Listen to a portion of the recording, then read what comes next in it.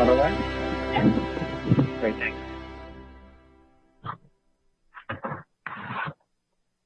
Mayor Lyles, you're unmuted. If you could try and speak so we can check your audio.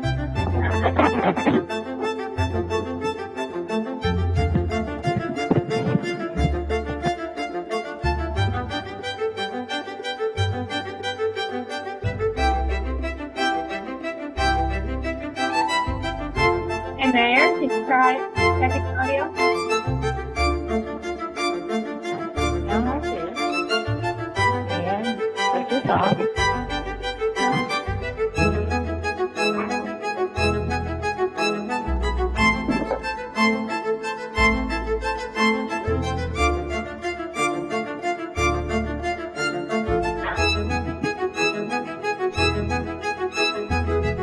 Can't hear the mayor right now.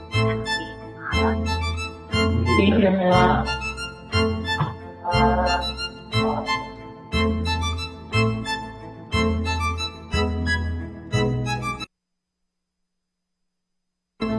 Okay, we're trying to contact the mayor. In other words, Edward, if you could try and speak right.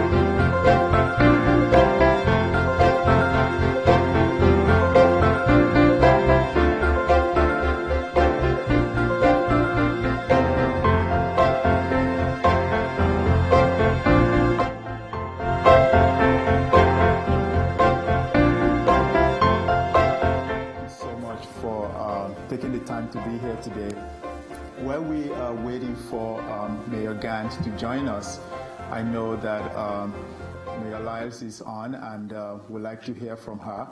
And so at this point, I will just go right ahead and turn it on to Mayor Lyles, and then I will take up from there. Thank you. Okay, thank you, Taiwo. It's really good to see everybody. It's been 4 months since this COVID-19 has caused us to completely change the way that we are operating and working. It also delayed a lot of your work so that we could get organized to learn how to unmute and mute ourselves on the various platforms that we have for virtual meetings. It's not always we had a council meeting last night, and it's pretty difficult when everybody's pulling in different directions to have these kinds of meetings. So it's great to be on a call tonight where people are really talking and pulling in the same direction. So first of all, let me say thank you for agreeing to do this work. When I started out with this with Mayor Gant and Taiwo, the world was completely different. I thought that we would all be sitting around together and we'd be going out and talking to the community and looking at things and looking at where things would be built and what would be done. But even though that's what we thought then, the work is no less important today, even if we're doing it all virtually. I've often said that one of the things that we want to have in our city is that people have the ability to both work and live in our city, and that we want it to be welcoming and inclusive and have a diverse group of people with us. And you know, we can build housing and we can build corporations and businesses. Mobility is something that's absolutely essential if it's going to be a place where we're going to feel that it's a great decision for people to choose to come here. And I know that people are choosing us for a number of reasons, but I also know that it's the tipping point in almost anything that we do if we don't pay attention to the actual basic infrastructure for a city. Now, in 1960, that was infrastructure all around cars. But what we are now as a city, we have to recognize that people have different expectations for mobility.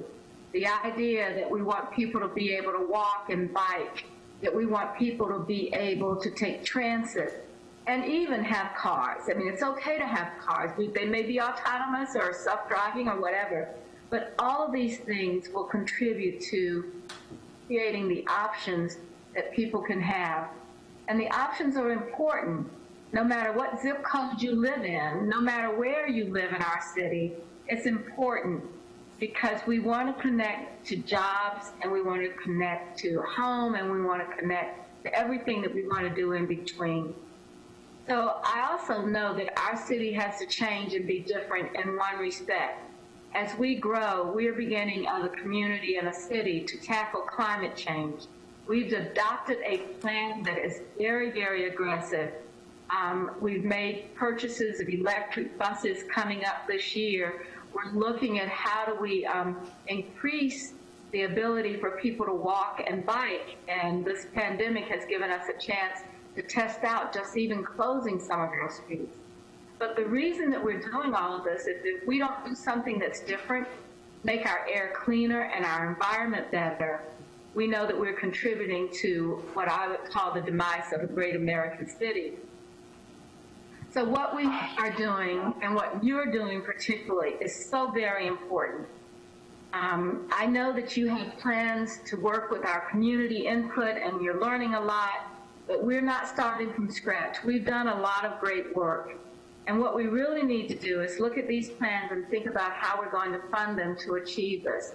I remember Harvey saying to me, he was like, well, you have enough plans, you have enough of an idea of what you want to do, but do we have the will to actually pay for it and plan for it? And I believe that we do. I believe it's so important because it's all about our future.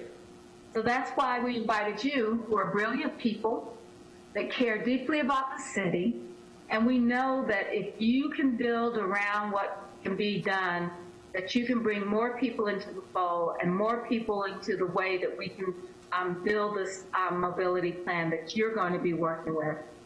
I want to take a few minutes to talk about our comprehensive plan and how this work is so connected to it. You know, it's been 50 years since we've had a comprehensive plan that really deals with every part of our community. But what's more important, we have the ability with the technology that we have now and the kind of business processes that we have, that we can have a data-driven process. But we need to have that data connected to our values. And we know that there's lots of things that we can point to, but at some point, this picture of data becomes a picture of who we are. And what, you know, it's always that old adage, what gets measured gets done, and what's measured can actually indicate how a community grows in its values. So now the comprehensive plan, with all of that data, will be our North Star. It's going to guide how we work together, to what we can do for investments in our city. And you know it's guiding principles, and those principles are the same that you're working on as we begin to build around mobility. Livable and connected, healthy and sustainable, prosperous and innovative, inclusive and diverse. And at some point, we're truly going to embrace regionalism in a way that makes it very evident that this part of our state will be a contributor to the greatness that we can have in this country. So I'm excited about the work that you're doing to align all of our efforts to reach these goals, and to do so with a vision of transformation for mobility. I want to say thank you. I can't say thank you enough. If, after we're done, you'll get a little plaque or a certificate or a pin or something like that from the city. You know, we're really big into those big buck gifts. But one of the things that I want to leave you with is that I want you to know that we have to do this. We have to step up and be bold. We can't think about just today. We need to be thinking years out so that our children and our grandchildren, my grandchildren, will be able to choose Charlotte and say it is a great place to be. It is a great place to live, no matter what your lifestyle is, no matter what choices you're making, that Charlotte will be the city that we've always stood up to be, which is where we will be welcoming, we will be diverse, and we will be inclusive. Thank you for making that happen for us. And so with that, I'm going to turn it back over to Taiwo. Thank you so much, Mayor Lyles. Really appreciate that. I think you set us up really nicely for the conversations we're about to have this evening.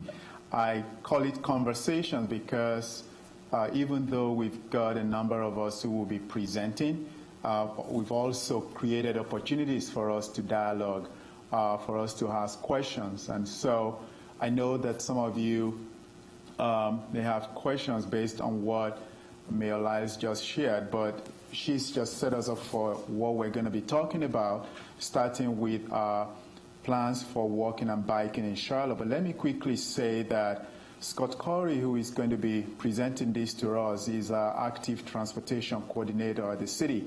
And this plan is so near and dear to his heart, and he's really close to this. And he will share a number of things with us, and I want you to make notes. When he's done, we'll have a brief opportunity to have conversations around his presentations before we move to the 2030 transit system plan.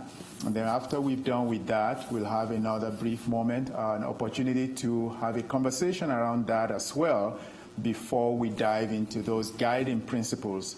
When we get to those guiding principles, I'll remind you of what Mayor Lyles just said with regards to those 5 vision elements in our comprehensive plan that we're right now and how they are all tied together. So Scott, I'm going to turn this over to you. And please, at any point during the presentation, if you have questions or comments, please don't hesitate to pass them on to us. And then we will make sure that Scott is aware of that, or I will read them out loud after his presentation. So thank you. Scott? Thank you, Taiwo. Good evening, all. Can everybody hear me okay? All right, I'm seeing heads nod. Thank you to Taiwo. Thank you, Mayor Lyles. Thank you, Mayor Gant. Thank you, members of the task force, for your commitment and leadership on this effort. As Taiwo said, my name is Scott Curry. I'm the active transportation coordinator for the city. I'm also the city's project manager on the strategic mobility plan effort. I am very excited about the work that you all will be doing together over the next 6 months, and I want to thank you for your time this evening. I'm here to discuss the Charlotte Walks and Charlotte Bikes plans and give you some context on our pedestrian and bicycle efforts as you set out on your work to identify a transformational mobility network. At the Charlotte Department of Transportation, our transportation policy is really built on 5 key documents. We obviously won't have the time with you all to make you an expert in all 5 of these. We're providing the links here so that you can dig into them on your own. I also want to remind you that we're in the midst of combining these documents into one comprehensive, updated strategic mobility plan for the city. That work is moving along in coordination with the work of the 2040 comprehensive plan and the work of this task force. Slide, please. Together, these 5 documents establish citywide transportation goals for us. They focus on integrating land use and transportation. They help us to provide multimodal transportation choices. They identify projects, programs, and funding needs, and they reflect a commitment to prioritize safety above everything else. Next slide. In my time today, I'm going to focus specifically on our Charlotte Walks and Bikes plans, and the reason that we develop plans specifically for pedestrian and bicycle mobility is because those active transportation modes help us to address so many of the big things that we care about as a city, from managing growth and congestion to improving overall public health. Giving our residents the opportunity to accomplish daily needs on foot and on bike positions us to be a winning city and compete with our peer cities on a global scale. Next slide. The Walks and Bikes plans also position us to respond to a changing COVID-19 world that is leaning toward a shift in transportation behaviors that could see more teleworking, biking, and walking. That surge in active transportation is something we've observed across the country and locally here in Charlotte, and it's something we're obviously very interested to understand more fully as we move into a post-pandemic reality. Next slide. Together, the Walks and Bikes plans help to set a vision for mobility and transportation equity in Charlotte. They're built upon extensive public engagement with our residents as well as best practices for supporting walking and biking from across the nation. They're intended as both educational tools and policy documents to inform city programs and capital investments. One important note around capital investments is that the plans themselves do not define a list of potential projects. Rather, they define the policy goals and the public expectations that guide staff to identify those lists and select CIP projects. Next slide. I'd like to highlight a few significant themes from the 2 plans. One common theme of the Walks and Bikes plans is transportation equity, which is basically the philosophy that our residents' access to safe and affordable transportation choices should not be limited by their zip code, their race, their income, their gender, their age, or their physical abilities. Altogether, we know that over 250,000 Charlotteans don't drive. That's about 1/3 of our population. It's enough people to fill the Carolina Panthers Stadium 3.5 times. For those who don't drive, active transportation choices are the key to mobility, to independence, and to quality of life. So we know that building a city of active transportation choices is building a city that offers more social equity and economic mobility. Another common theme of the Walks and Bikes plans is treating our streets as our greatest public space resource. The map at left shows the public space in Charlotte divided into 2 categories: public space within our street right-of-ways in blue, and all other public spaces in pink. If you add up all the pink, all our public space in parks, schools, greenways, nature preserves, etc., it's still about 13 square miles less than the amount of public space we have in our streets. Next slide. Which means that the majority of our public space is used to move and store cars. Leveraging that huge resource of public space to accomplish more is what the Walks and Bikes plans are all about. Those plans remind us that we can't afford to think of our streets as single-use infrastructure. Our streets have to be about encouraging equity and affordability. They have to be about walking, biking, and taking transit. They have to encourage civic interaction, public health, and environmental stewardship. Next slide. And the Walks and Bikes plans are also about responding to clear resident demand. We know from statistically valid surveys across Charlotte that 86% of our residents think that streets should be designed for all users, including walking, biking, and transit. And 73% of Charlotteans want to drive less. Coincidentally, that 73% is almost the same as the percentage of Charlotte commuters who, before the pandemic, drove alone to work. So we know people want to drive less, but historically our community was not built in a way that supports different transportation choices. Next slide. From a capital investment standpoint, we've responded to that resident demand by building over 100 miles of new sidewalks through our pedestrian program since 2002. We've also built over 200 new or improved pedestrian crossings in just the past 5 years. This has been a key focus of our Vision Zero action plan, which recognizes that the only acceptable number of traffic-related injuries and deaths in Charlotte is 0. A big focus of that incremental investment in new sidewalks and pedestrian crossings has been about getting people safely to and from transit stops, both bus stops and light rail, to support our multimodal transportation network. Sidewalk gaps on thoroughfares was identified as the biggest focus of the WALKS plan. When we prepared Charlotte WALKS, our sidewalk inventory revealed that our thoroughfare sidewalk network is about 2/3 complete. The map on the right illustrates roughly the 360 miles of gaps left. The typical cost per mile for new sidewalks is about $1.5 million to $2 million. That figure includes everything from design to utility relocation to real estate acquisition, landscaping, labor, etc. Next slide. From the bike network perspective, Charlotte currently has roughly 190 miles of bikeways, from bike lanes to greenways to urban trails.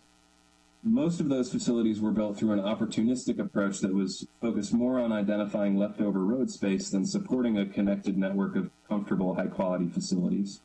So our on-street network relies heavily on standard bike lanes, where a 6-inch stripe of white paint is the only thing between cyclists and moving traffic. In other words, we have very few facilities right now that are designed for cyclists of all ages and abilities. Those are the types of facilities that we know we need to encourage more people to try bicycle commuting and to move the needle on things like mode share, transportation equity, and air quality.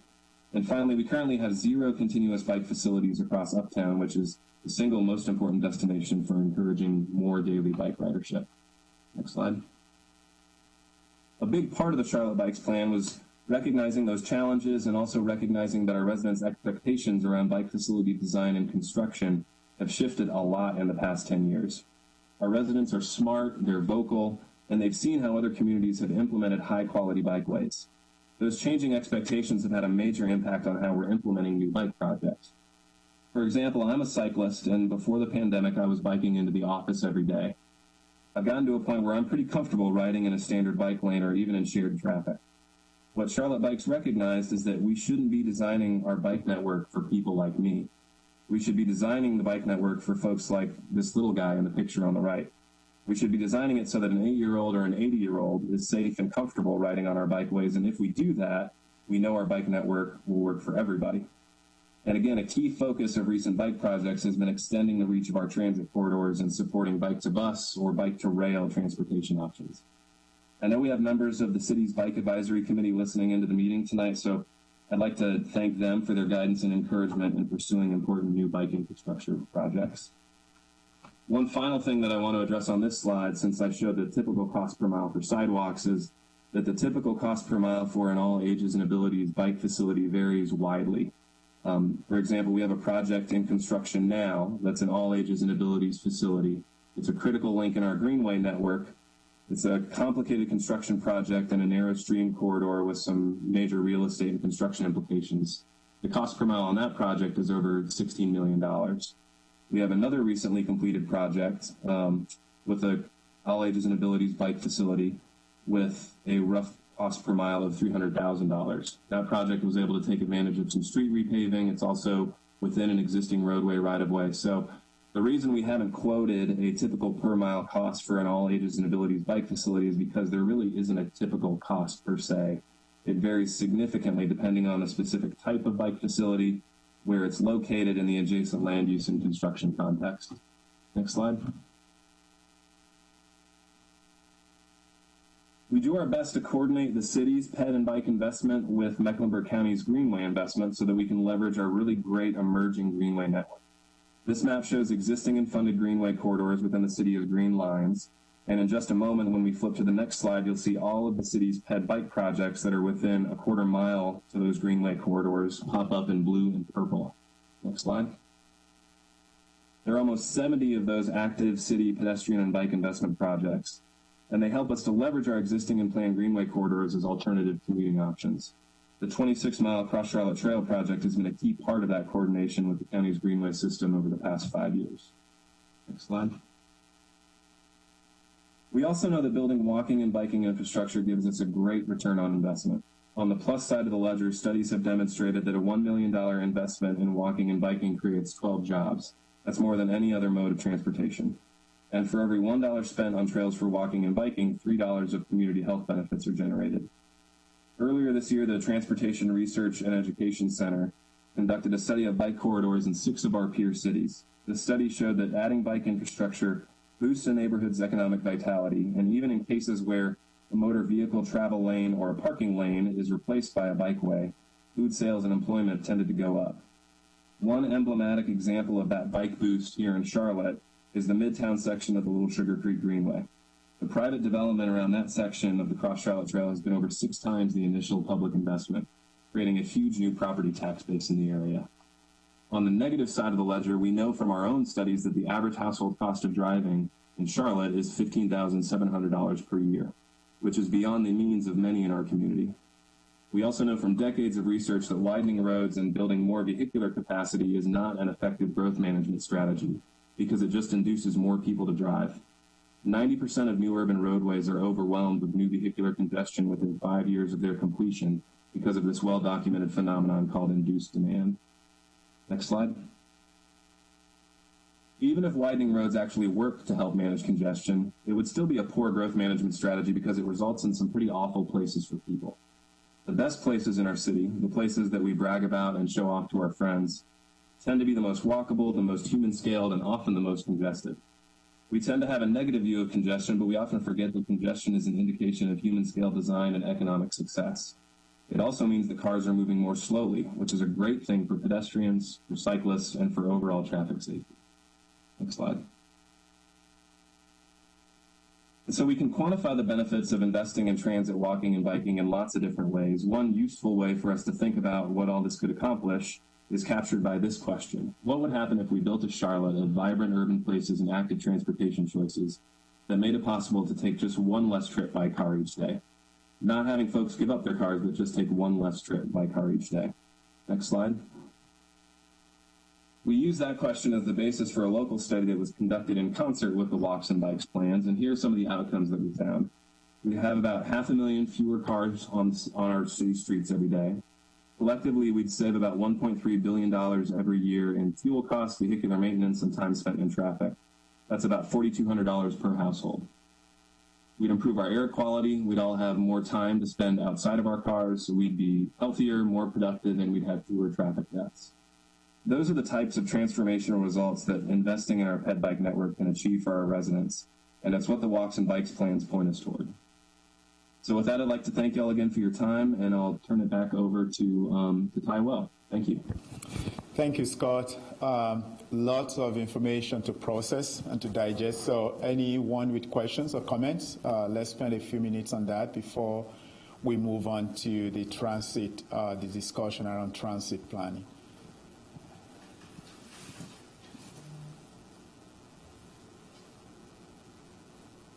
This is Pedro Perez from Charlotte Family Housing.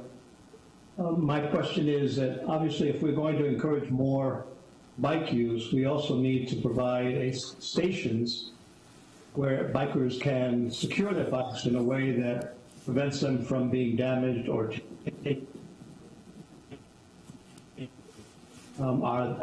these plans include those kinds of stations where we can, as a biker, secure our bikes?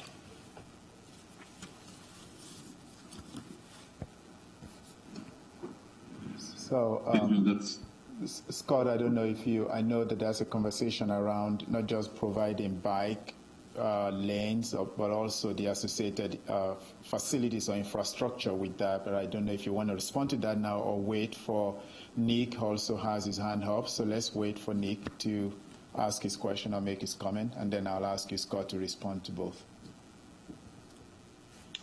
Thank you. Nicholas McJetters, Grove Park Neighborhood Association.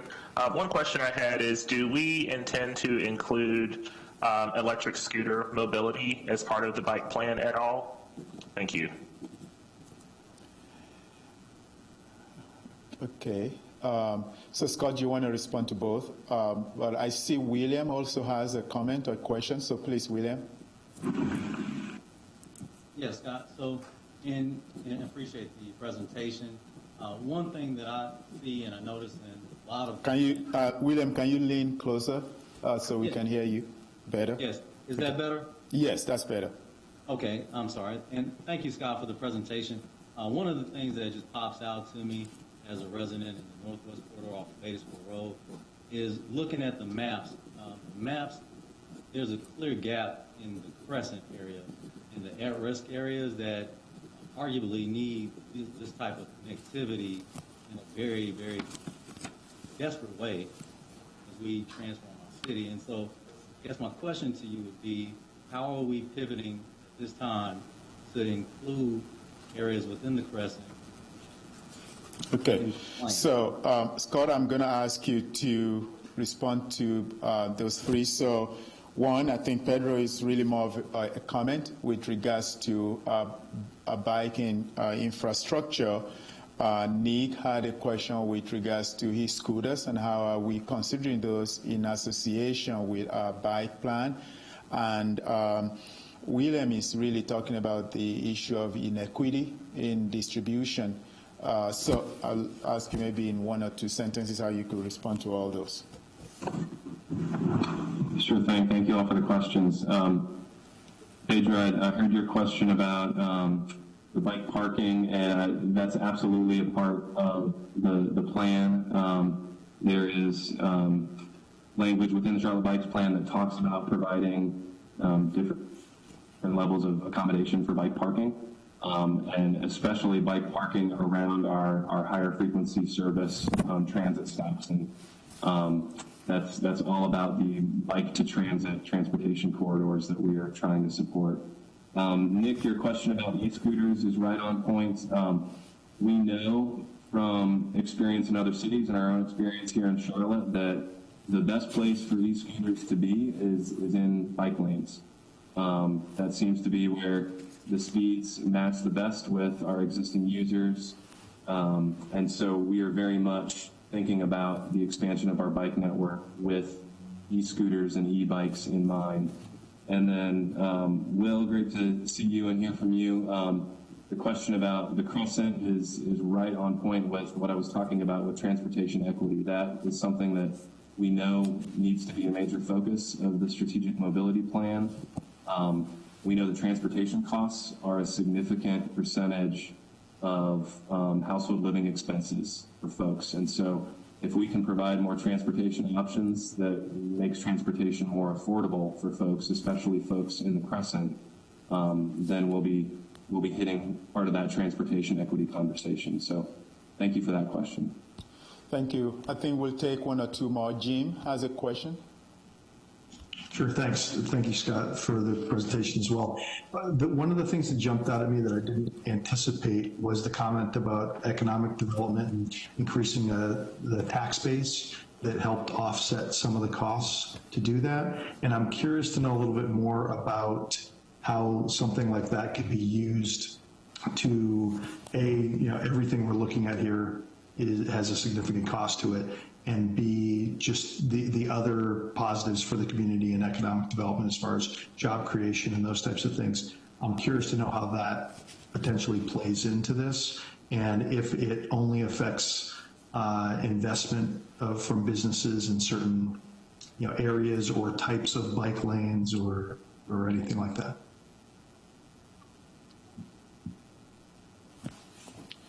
So, Scott, did you want to respond to that?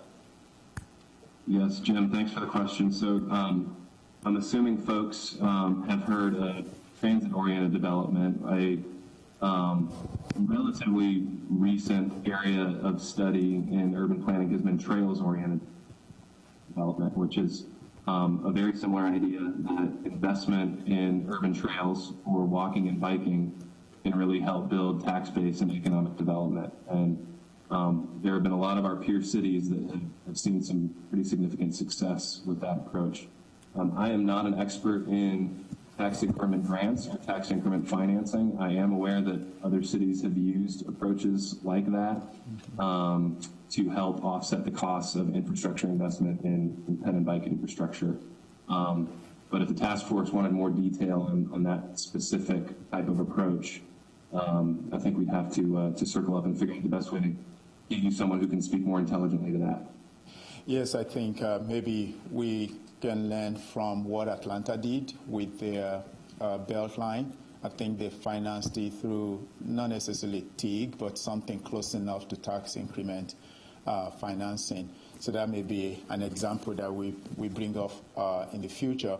But one of the framework policies we're looking at as part of our comprehensive plan is what Scott just alluded to, and that is transit and trails-oriented development, and how we can leverage those to invest in infrastructure along the trail and around the transit stations. But we can definitely, part of these conversations will include best practices, not necessarily today, but in future meetings, what we're learning from other communities, and we definitely will make sure that that issue or that topic is addressed. Scott, I have one more question, and then we'll go to John Lewis. And this is from Elias. I think he also typed it out. How do we plan to educate, encourage citizens for using bikes and scooters? Are there any educational programs designed or included in the plan? Thank you for the question, and the quick answer is yes. Both plans have a significant education and outreach component to them. If you dig into the plans through the links that we provided in the slide, you'll see that. Some of that is underway already. When the e-scooters rolled out in Charlotte, we worked with operators and with our own communications staff to put forward an education and outreach campaign around that. So I think education and outreach is sort of a constant area of focus for us as we continue to build out our bike and plan infrastructure. Great, thank you. So if you raised your hands, please don't forget to put the hands down. But let's go to the transit presentation around the 2030 transit plan, but also other things associated with that. So John and Jason, I'll turn this over to you. Thank you. Great, thank you, Taiwo, and to all of the members of the committee. And I'm John Lewis, Executive Director of the Charlotte Area Transit System, and joining me this evening is Jason Lawrence, our Planning Director, Planning and Service Development Director for CATS. It's a pleasure to be here this evening to discuss a very important plan, the CATS 2030 Transit System Corridor Plan. We'll move to the next slide. And so the success of transit in Charlotte has happened through balanced collaboration and integration between transit, mobility, and land use initiatives. But this didn't happen by happenstance. Rather, though, it's a product of thoughtful and deliberate efforts over the years. This was true 20 years ago and remains true to this day as CATS partners again with various planning initiatives that are underway. And you'll see how we work to integrate all of these efforts as we continue to advance public transit and transportation mobility initiatives throughout the region. Next slide. So when talking about the integration of land use and transit, that really becomes the foundation for successful project development and transportation system integration. This began for the Charlotte region with the development of the Committee of 100 in the mid-1990s. That was comprised of 100 members from Mecklenburg County and 5 adjacent counties, including elected officials and business community representatives. Their charge was to develop a community consensus on a vision for land use and transportation, define major revenue sources, and determine organizational structure.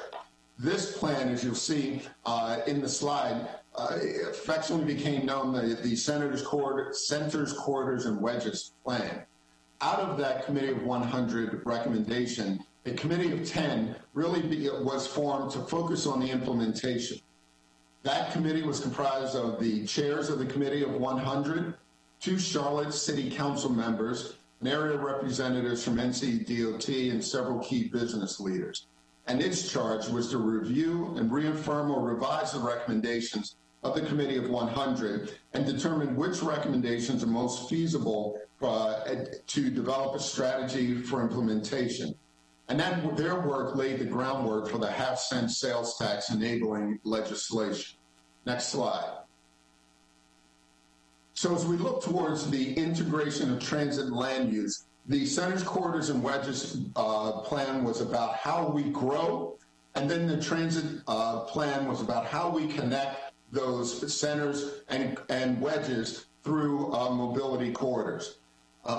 CATS was charged with engaging the public on growth along those 5 rapid transit corridors, educating Mecklenburg County residents about rapid transit and transit-oriented development. And through this effort, it became apparent that this really wasn't an issue of if we would grow, but more so how we would grow, and therefore how would we make connectivity of that growth into the future. Next slide. Those efforts led to the half-cent sales tax and road bonds on the 1998 November ballot. It was approved by a healthy margin of 58 to 42%. And then Mecklenburg County reaffirmed the sales tax after a very well-funded and organized effort to overturn the sales tax that was passed in 1998. That effort happened to also coincide with the opening of the South Corridor of the Blue Line. This was the beginning of the transformation of the South End, resulting in the type of investment that was embedded as a result of rapid transit. This became embedded in the DNA of Charlotte. So we had moved beyond can we or should we to the discussion of how we build the next phases. Next slide.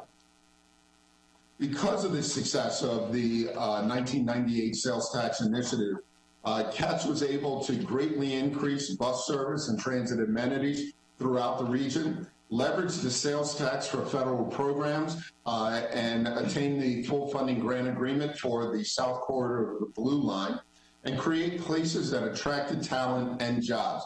This really began the discussion around the development coalescing around a new economic development paradigm. Where you start developing through smart planning and project implementation, you begin to create a community where talent wants to live and thrive and develop holistically. And once that occurs, economic development begins to follow. Next slide. And so to no one's surprise, the success of that smart planning and project implementation, the story and the secret of Charlotte was out throughout the nation, and it really became a place where people and businesses wanted to relocate. During the 1990s, it was predicted that Mecklenburg County would grow by the year 2025 to almost 1 million people. But we hit that mark in 2014, and today the county has exceeded 1.1 million people. And that's not just the city of Charlotte, but each of the surrounding towns also grew substantially. Next slide.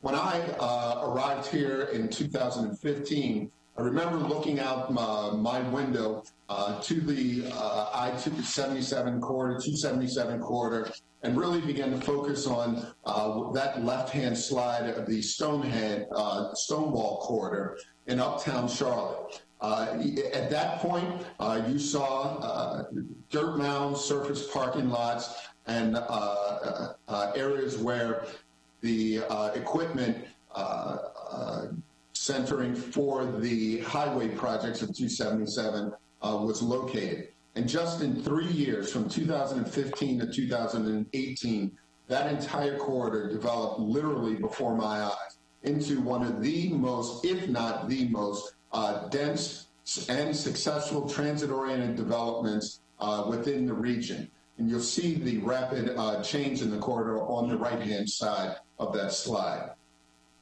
Next slide. So this began to grow beyond just the success of a couple of projects with CATS and rail corridor projects and bus projects. This really started to grow into a regional discussion, and the success of the 2030 Transit Plan has inspired the region to come together to engage with CATS and the Council of Governments to develop a regional transit plan. So just like in the 90s, the region is witnessing an unprecedented growth, and there's renewed interest in the integration of transit and land use, not just in the urban core, but in the greater region as a whole. Now, we'll be back before the committee to give more details on the success of the project and the progress of the project in the future, but I did want to take a moment to acknowledge my co-chair on the Connect Beyond initiative, Geraldine Gardner, who's also a member of this committee. Next slide. And so we're talking about advancing the plan in order to address the rapid growth and mobility needs of our dynamic region. CATS is advancing the 2030 system plan as well as comprehensive improvements to our bus network through an effort called Envision My Ride. Envision My Ride began, it was implemented in 2017, and our first changes began in the fall of 2018. This plan coalesced around a three-pronged approach to absolutely revamping our bus network. That was changing the structure of our bus system from an outdated hub and spoke system, which required so many of our passengers to embark a bus on the outskirts of the urban core, take that vehicle into the center city at the transit center, get off of one vehicle, cross the apron, get on into another vehicle, then just leave the center city area to reach their final destination. This really was a weight upon the efficiency of our system and really was leading so many of our passengers to search for other means and mobility options. So we changed the structure from hub and spoke to a more grid system that allowed people to make more direct connects, suburb to suburb without having to transfer in center city. And so we changed the network in 2018. The second phase of that was to focus on the frequency of our networks.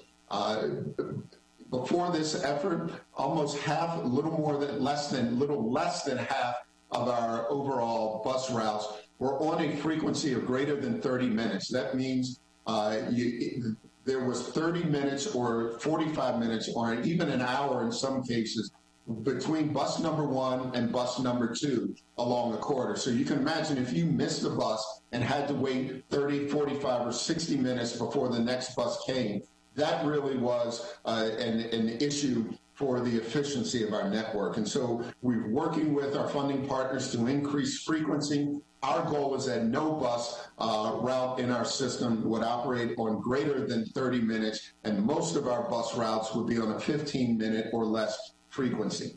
And the third leg of that stool is efficiency. Even though we've gotten the structure right and we're investing in frequency, if those vehicles continue to be bogged down in the same traffic that every other single occupant vehicle is in, then that will limit the success of this plan. And so over the next few years, we're embarking in planning efforts that will include bus-only lanes, bus rapid transit. How do we move our vehicles as effectively and as efficiently as our rail vehicles do? And we just concluded our first pilot of a bus-only lane on 4th Street, and we're looking to expand that throughout the region. So this discussion of the 2030 plan is, while we spend a lot of time, I spend a lot of time focusing on the rail corridors that we're building and planning, we have to remember that almost 60% of our daily riders get from their origin to their destination by bus, and we want to make sure that our bus network is as efficient and effective as our rail system is. So Envision My Ride is an important part of the overall 2030 plan. So when we're looking at advancing the plan, this began back in the early 90s with smart system planning that focused on land use. We overlaid a mobility plan on top of that land use plan and began to implement that plan with a half-cent sales tax. We opened the South Corridor into the Lynx Blue Line in 2007. We began the Sprinter Enhanced Bus service in 2009. In 2015, we opened the Gold Line Phase 1. But somewhere in there, if I could draw the line at 2007, our best laid plans To quote that famous American philosopher Mike Tyson, even the best laid plans don't last that first moment in the ring when you get socked in the face.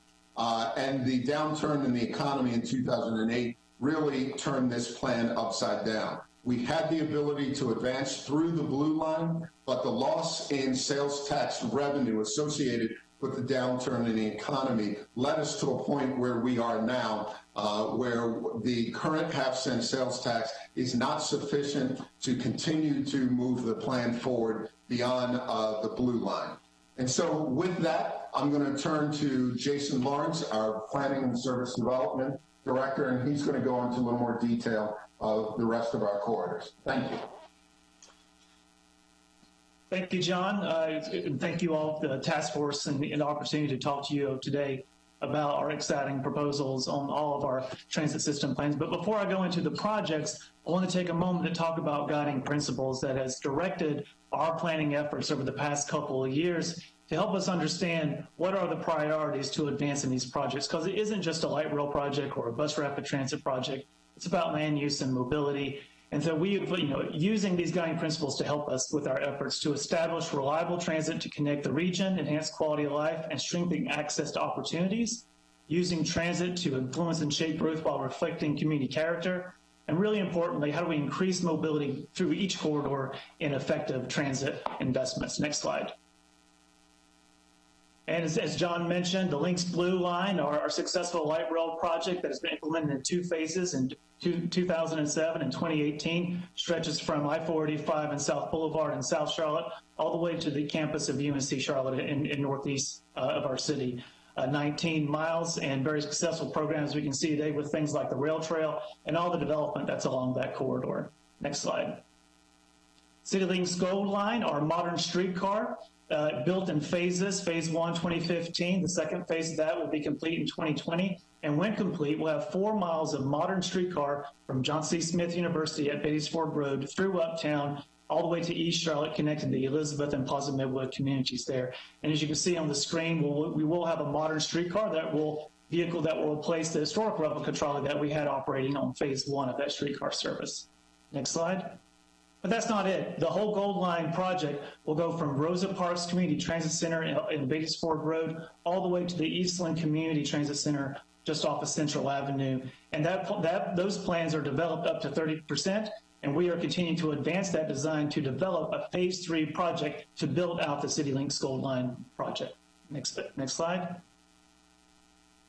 And where all that comes together is a new and exciting proposal to build a multimodal station in our uptown called the Charlotte Gateway Station. That's where regional commuter rail, Amtrak, CityLink's Gold Line, the Link Silver Line and light rail service, bus service, and intercity bus service will also serve a multimodal facility built through a public-private partnership to be integrated in a mixed-use development. Next slide. And on those yellow parcels that you see highlighted in the aerial shot there is where this facility will be built through a true partnership between public and private to be implemented in phases with building a station element for the Amtrak facility first, and then coming in later with the mixed-use development.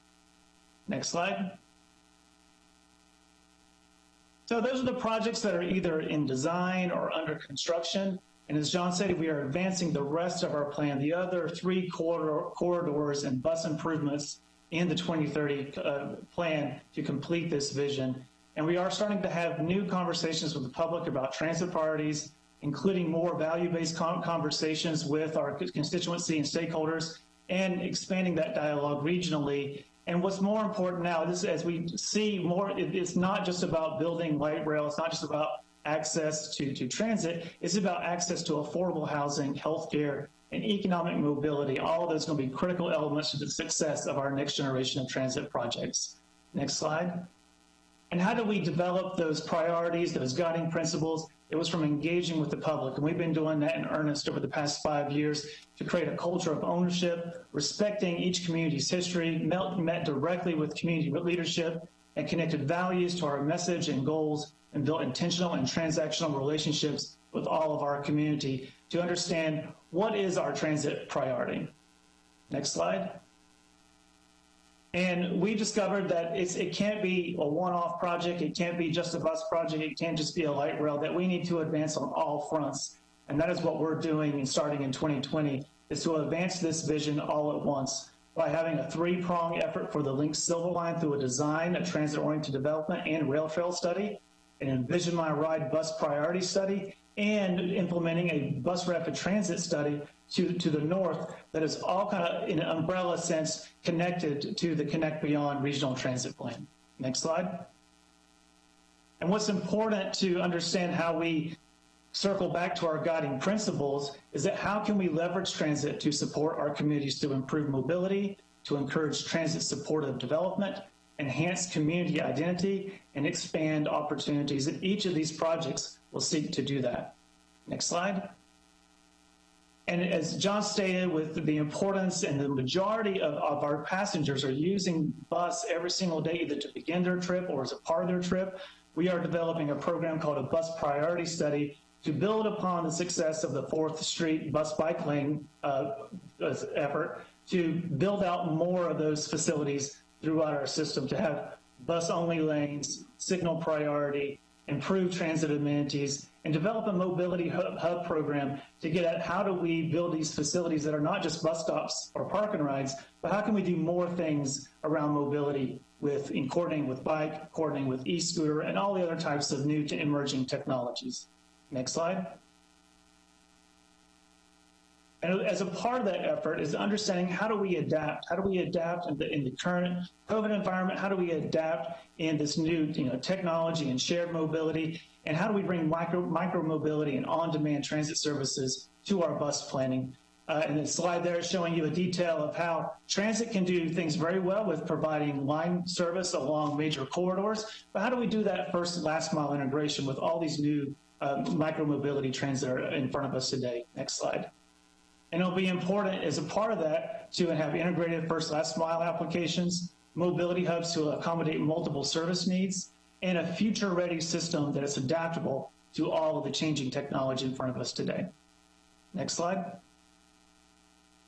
So in our 5-quarter rapid transit system plan with the 2 corridors that are built, we still have 3 major rapid corridors to go. To the north, we have long planned a commuter rail project to connect the towns of Huntersville, Cornelius, Davis, and Mooresville to the city of Charlotte, running along the Norfolk Southern O-Line corridor. That is still part of our long-term vision to build out commuter rail to those communities, but we have a unique opportunity to implement a bus rapid transit service in the I-77 express lanes that is connected to land use and mobility visions for each of the communities along those corridors. So with that, we are advancing a bus rapid transit study to determine how we can build out a BRT service along the I-77 corridor with new direct connects, new park and rides, and make sure they're integrated with land use opportunities.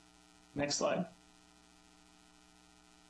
Also, as a part of that system update that we just wrapped up last year, we engaged the town of Pineville and the community of Ballantyne about an expansion of our Lynx Blue Line service from the I-45 Blue Line station end of line, and presented that to the Metropolitan Transit Commission for adoption in September of 2019 into the 2030 plan. That is now a part of our overall system plan and will include 2 stations in Pineville and 3 stations in the community of Ballantyne. Since that adoption in September, we've been coordinating with private development to preserve and protect the opportunities for light rail in that community. Also, with the express lanes coming on I-485 in the very near future, we are looking at ways to implement bus rapid transit service in those express lanes to directly serve the Ballantyne Corporate Park. Next slide. Now, our next light rail project is truly a monumental task for us to take on.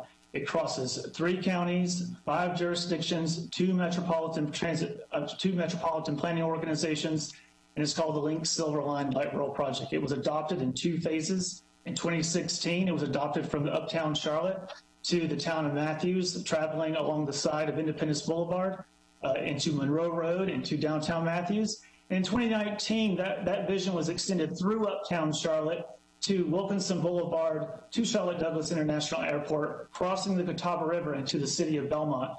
Also, in conversations with Union County and the towns of Indian Trail and Stallings, we recommended to the MTC that we evaluate extensions of Link Silver Line to be a part of the total project And so the map in front of you see today is the Link Silver Line project over 26 miles connecting all of those communities. But it's not just about the light rail project. It's about a program of elements to deliver a project with a holistic approach to serve the growing needs of our community through a design and environmental services, a transit-oriented development program, and a rail trail study.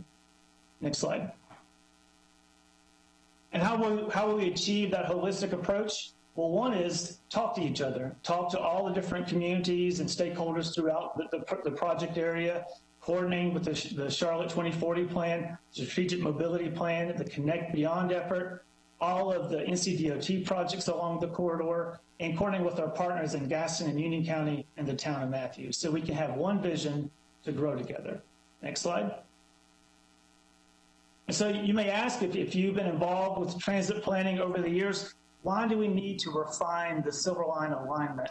Well, a lot has changed along the corridor. Independence Boulevard has changed. It's not the boulevard of yesteryear. It's turned into more of an expressway. How do we adapt our design to better fit into the current environment? So we'll be doing an engineering evaluation over the next year. We are looking at lessons learned from the Lynx Blue Line. We learned a lot from that project, and we need to coordinate with all of the development programs that are along that corridor. Next slide. And in partnership with our partners from Gastonia to Belmont, all the way to Indian Trail and Stallings, we work together to apply for a federal grant to do transit-oriented development planning along the entire corridor. This is new for us. We didn't have this level of TOD planning this early in the Lynx Blue Line and the extension and the original project. We're starting very early to understand what are the opportunities for TOD along the Lynx Silver Line. What does the market look like for those station areas? What is the implementation strategy and all the capital road and sidewalk improvements that need to be a part of each of those station areas for the Lynx Silver Line project to be successful? Next slide. And also, if you've been along the South End corridor, the rail trail is one of the most successful elements of the Lynx Blue Line. And as Scott mentioned, is this concept of trail-oriented development. We've seen the success of properties that face a trail environment. And we think it's important that how do we develop a rail trail that follows the entire length of that 26-mile-long project. And so with the rail trail effort, we are seeking to understand how to build and propose projects to connect a pedestrian and bike program along the entire length of that effort throughout the different operating environments of the Lynx Silver Line. Next slide. And I just want to close with to understand that with all of these projects, it's going to be really important to understand that, and I've said this numerous times, that it's not just about the infrastructure, it's about the places that we create as we advance each of these projects and as we engage the community. And how do we build more inclusive and thoughtful infrastructure? How do we make sure our infrastructure doesn't divide our communities, but also brings them together in a holistic manner? And how do we create access to opportunities and integral to each of the transit projects as we seek to advance each of them in their own way? Next slide. And with that, we'll thank you, and we'll take any questions. Wow, thank you. Definitely a lot to process. I know we are at the 7:05 p.m. mark. Looks like I'm all you've got tonight. Mayor Gant may not be able to join us for the rest of the meeting, but that's okay. I think we're on a roll here. So before we go to our last presentation and entertain comments from our community, I want to know if there's anybody with questions or comments for Jason and John. I see Pedro and Ken both have their hands up. So please go right ahead, Pedro, and then Ken. I want to thank you for the presentation, and I greatly appreciate the fact that you're going in the opposite direction of the original designer of highways in the United States, Robert Moses, which was committed to dividing neighborhoods as opposed to uniting neighborhoods. You mentioned that you had a multi-use, multi-purpose corridor for the hub for the transit system. My question is whether or not that's going to include, but obviously we still need some 24,000 units. What are we going to do in terms of affordable housing for those at AMI 80% or below AMI? Because of course, we all know that if housing is affordable to someone, how do we make housing affordable for those folks that are really trying to get NOAA properties, and those individuals that I particularly serve with Charlotte Family Housing, the working families that are experiencing homelessness? So, thank you, Tom. If you want me to address that or wait for the second question? Yeah, let's take the questions. I think I see, not only do I see William also has his hand up, and then Keba. So I'll go to Ken, and then William, and then Keba. So Ken, please. Thanks, Taiwo, and thank you, Jason and John. That was an aggressive and bold plan you put forth, and it looks impressive, but it comes with a big price tag. Last night at the city council meeting, if I heard it right, we get about $25 million in fares, and that represents about 25% of the cost to run the CATS program. And a couple of the council members last night suggested that we do away with fares and make CATS free for everybody, and are going to be putting forth that proposal. Did not go through last night. And then the Silver Line, you know, we've heard numbers when it first came out and we approved the $50 million of, you know, anywhere from $2 to $6 billion, numbers all over the place. So it would be great to have this plan put in place. But the concern is always, how do you fund it, especially with, you know, some of the move now to make it free. And the Links plan has been sort of a virtual you know, honor system. Is there a way to ensure that if we continue to collect fares, that we can actually, you know, collect fares that would help subsidize this? Okay, thank you. So I'll go to William, and then I'll go to Keba. Yes, thank you, Taiwo, and thank you, Jason and John. And so understanding that transit enhancements don't only connect people, but they can have. So William, we can't hear you very well. Is that better now? A little bit. Okay, all right, cool. So thanks for the feedback. Understanding that transit enhancements don't only connect people, but also can have positive impacts on property values and subsequently wealth. What measures will be put in place to ensure the equitable distribution of enhanced bus stops, pedestrian crossings, and also the electric buses as well? And then part two of my question is, although we've seen different mechanisms or the mechanisms that we used to use for funding transportation like light rail be taken away, how are we addressing the budget shortfalls for the GO line phase 3, and can we anticipate that being a budget line item in the overall light rail plan? So let's take one more question from Kiva, and then if we have time, I see Eric's hand is on as well. So Kiva, please. Okay, thank you, Taiwo. Thank you, Jason and John, for that presentation. A few slides back, you spoke to a plan about how to leverage some of the transit options that we have here in the city. One of those points was to encourage transit supportive development. Can you speak to some successes in that regard, and exactly how do you encourage transit supportive development? I know there are some incentives that the developer may be granted in terms of TOD. Outside of TOD, what is CATS doing specifically to encourage transit supportive development? Okay, Eric. Thank you, Kiva. Thanks, Taiwo. My question is just kind of maybe a request for having the folks come back today. They did a great job presenting kind of where we were, what the city is working on currently. But I would love to be able to explore, say, maybe some of the challenges, the costs. A lot of folks already had questions about costs.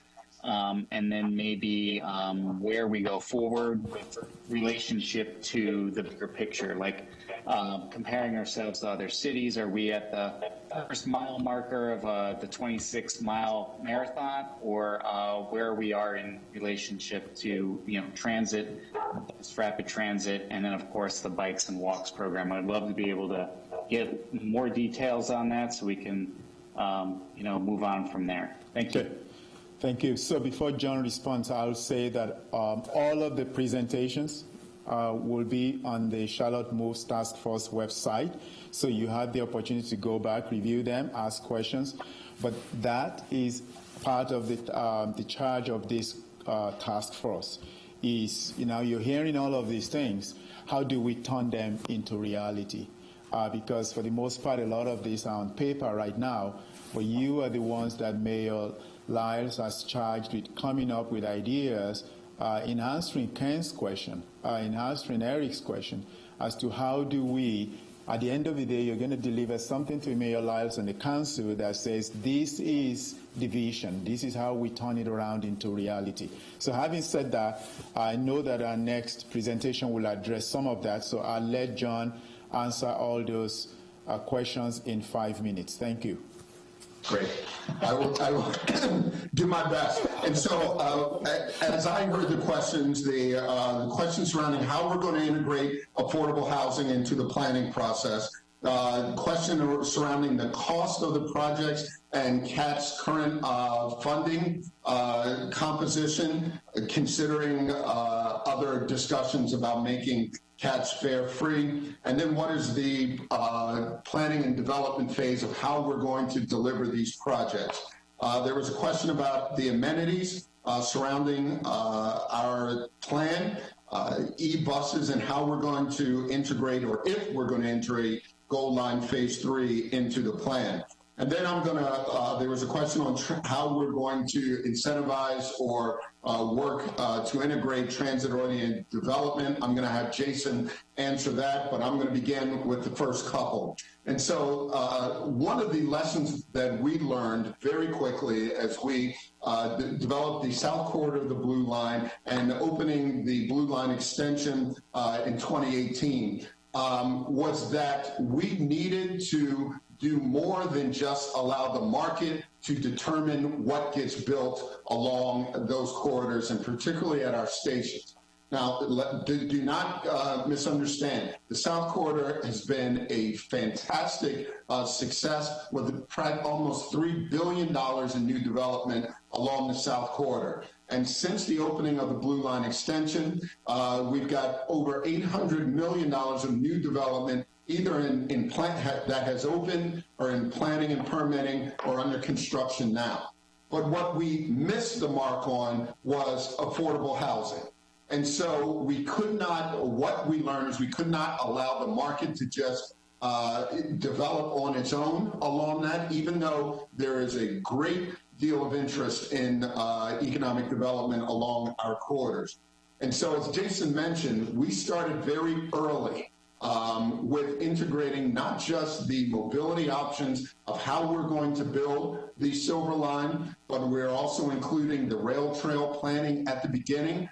But transit-oriented development is also integrated into the plans at the beginning of the engineering phase. Now, I'm going to say we do not have the answer to how we're going to guarantee that there's certain levels of affordable housing at what income level, but we do have the experts at the table with us to help us develop that strategy and that plan moving forward. So we're just at the beginning of that. We are absolutely soliciting input from communities, from our partners at City Housing and in the county and elsewhere in the state to make sure that as we move the Silver Line forward, that we have a plan for addressing all of those. In regard to the cost of the project, as I mentioned, the current half-cent sales tax, which funds CATS, brought in last year $115 million of our $150 million annual operating budget. We get roughly about $20 to $25 million estimated in fares. There has been discussion around the country about whether or not transit service, public transit, should be a fare-free offering. I will let the policymakers deal with that, but I believe before we can get to potentially offering fare-free as an incentive to ride, we need to create a system that people want to ride and are willing to pay to ride. We have seen prior to COVID an increase in our rail system ridership year over year, even though our bus ridership was decreasing. And why is that increase in rail ridership? Because it was efficient and effective and reliable service no matter what time of day, no matter what time of the week or what the weather was. Your trip was going to be the same on day one as it will be 10 years from now, as it will be 20 years from now. So it's service reliability and effectiveness that drives the ridership. And that's why Envision My Ride was so important. We've got to bring that level of reliability to our bus service that will then drive ridership. I am not a proponent of fare-free. I think when you create systems of mobility that meets people's needs, they're more than willing to pay for that service. And there are other ways that we can meet the mobility needs of those who may be on the lower ends of the economic strata, that we can ensure that we are providing equitable access to everyone in our community.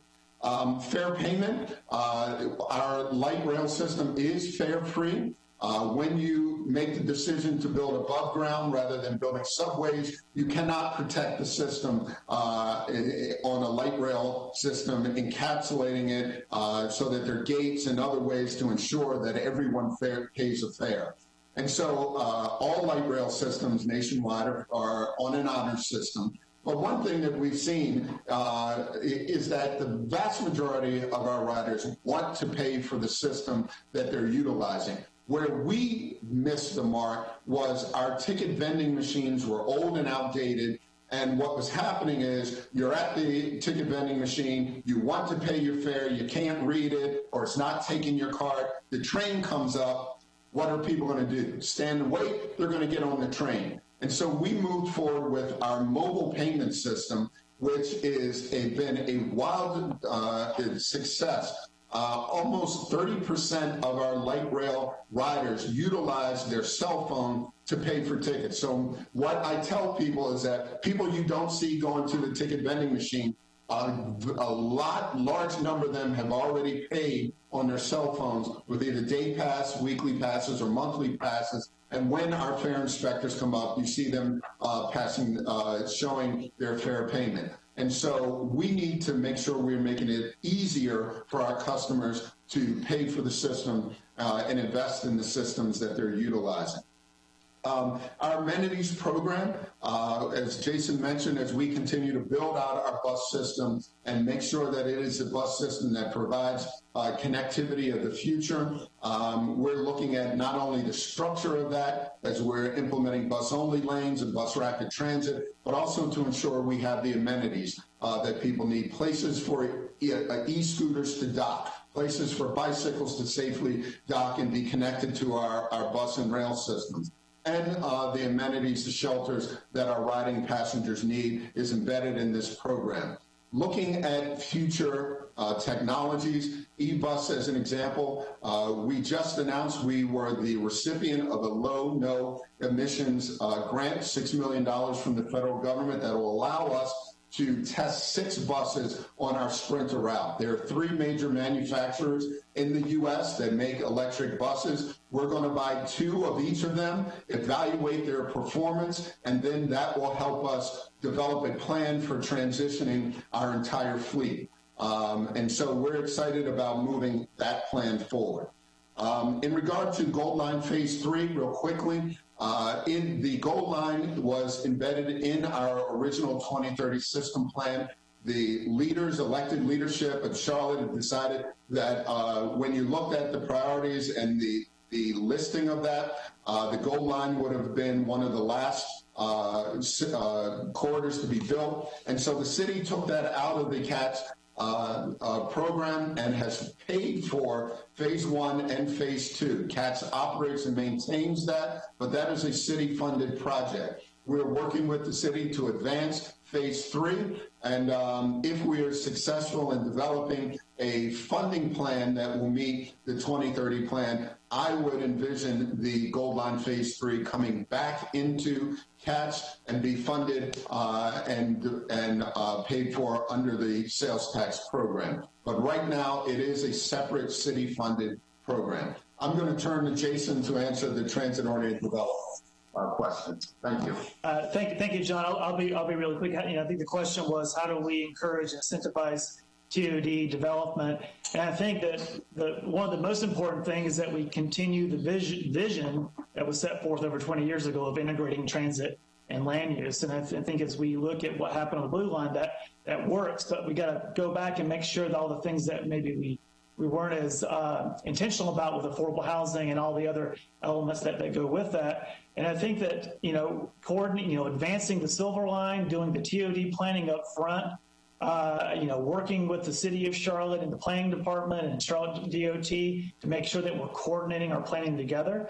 The Charlotte City Council just adopted a new TOD ordinance that allows different levels of TOD for not only existing light rail stations and transit-oriented development, transit-oriented stations, but also future light rail stations. And so what's exciting is that as we are working with the development community to preserve and protect the Silver Line, we're also encouraging that TOD. And so I think it's just keep doing what we're doing and making sure that we stay true to the vision of integrating transit and land use. Thank you. Great. Thank you very much, John and Jason. Appreciate that. So I will turn it over to Stephen Stansberry and Ed McKinney to walk us through the real meat of what you are being charged with in terms of delivering for us. We've had today and last month from very talented and skilled the Charlotte City staff, all the different plans we have, whether it's the Charlotte Future 2040 or the Strategic Energy Action Plan or the Strategic Mobility Plan, and today Charlotte Walks, Charlotte Bikes, and a transit plan. These are all exciting plans and opportunities, but we've heard over and over and over again, including from some of you at task force and also some of our audience who are listening, in that we're tired of plans. We want to turn these plans into reality, into something that will be really transformational, that will be very comprehensive, that will really lead us into that type of future that we want to be. John and Jason painted a really great picture of how we moved from 1998 to where we are today, having this, being the envy of some of our competitive cities in the country, particularly in the South. How can we maintain that competitive edge? How do we define what that transformational mobility network is for us over the next decade, over the next 15 years? So I'll turn it over to Stephen to kind of talk about what exactly is it? What is that thing? And how do we begin to talk about how we get there? Today is just the beginning of this conversation, so please, as you listen in, he's going to try and walk us through this carefully, and then we spend some time once again to discuss it before we open to the public at this time. So thank you, Stephen. Ed? Great, thank you very much. I hope everyone can hear me. I'm just going to assume that you can. In the interest of time, I'd like to just build on what we've already heard thus far, but be sure that it's meaningful and offers you a bit of clarity. I can only imagine what it must be like sitting in the seats that you are, receiving a fire hose of information over these last two meetings.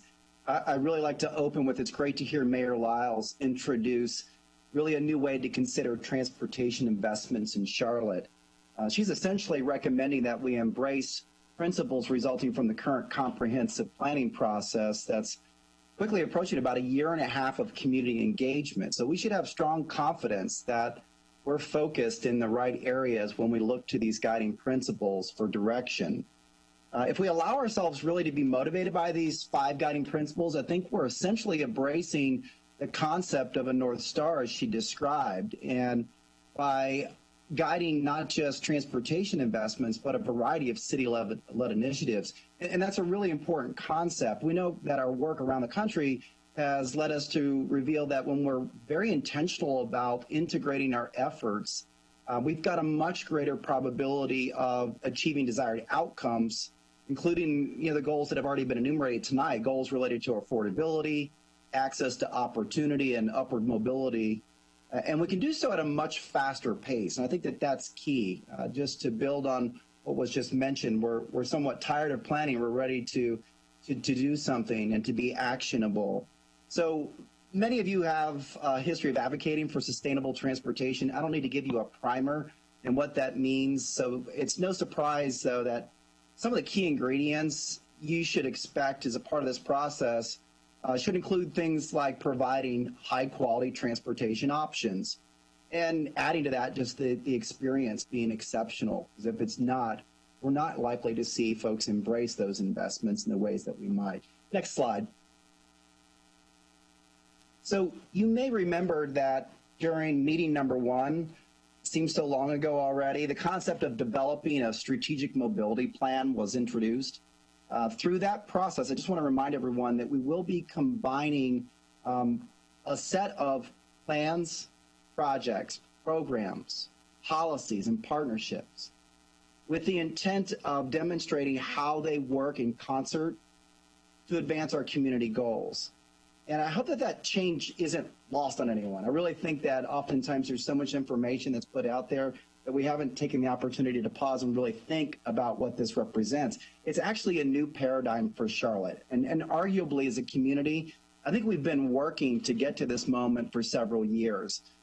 It's an acknowledgement that we need more good plans and projects to be successful, but more importantly, we need to align programs with needs.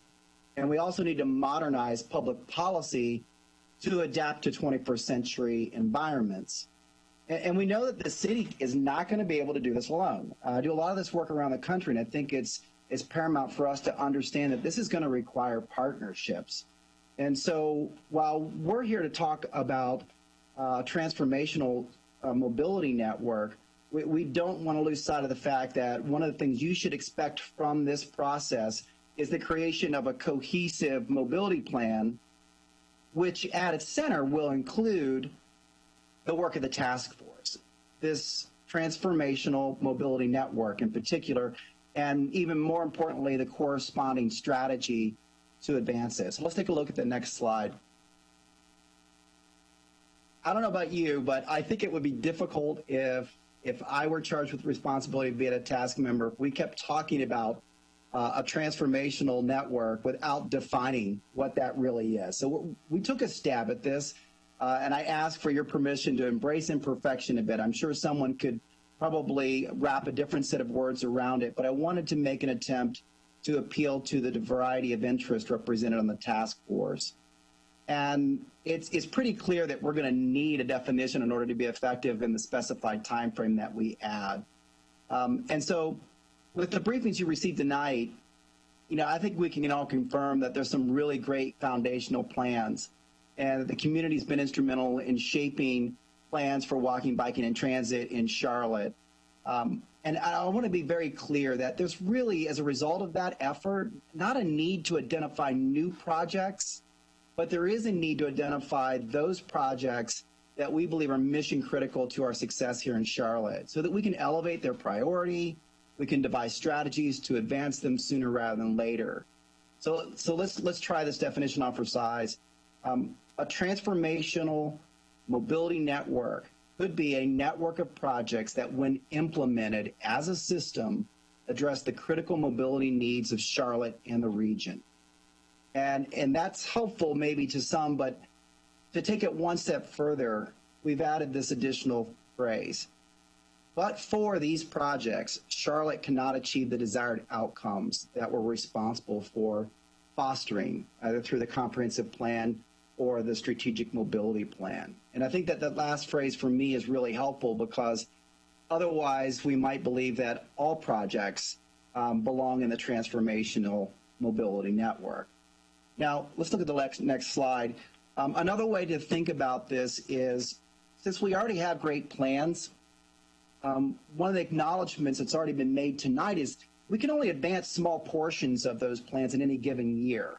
And so most of those are incremental investments that occur through the CIP or similar measures. But the other acknowledgement is they're financially constrained. In other words, we only have so much money to spend annually.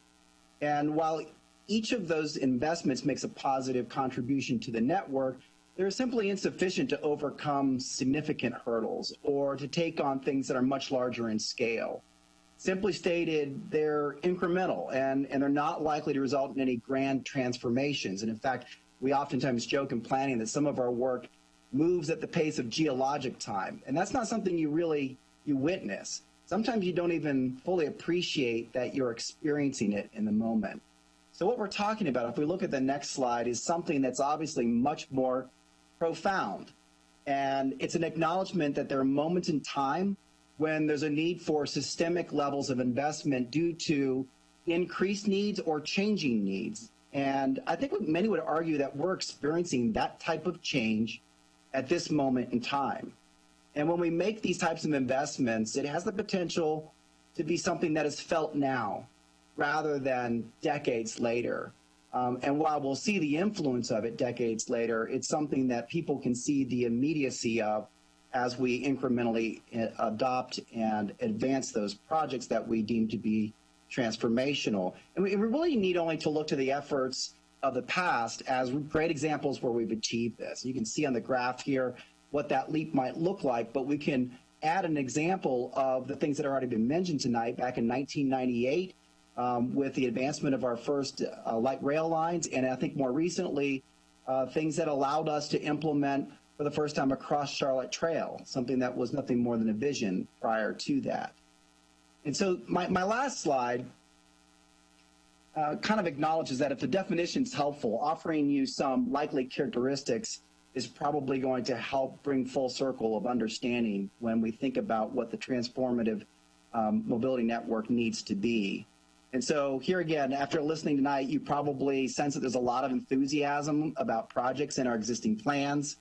And if you recall that definition I offered you a moment ago, you may be scratching your head kind of wondering once again, why don't we just simply quilt them all together and call that our transformational network? And while that certainly would allow us to finish our work early, it doesn't really offer us an understanding of which projects are prerequisites to success on a community-wide scale and that have the catalytic potential that we're talking about.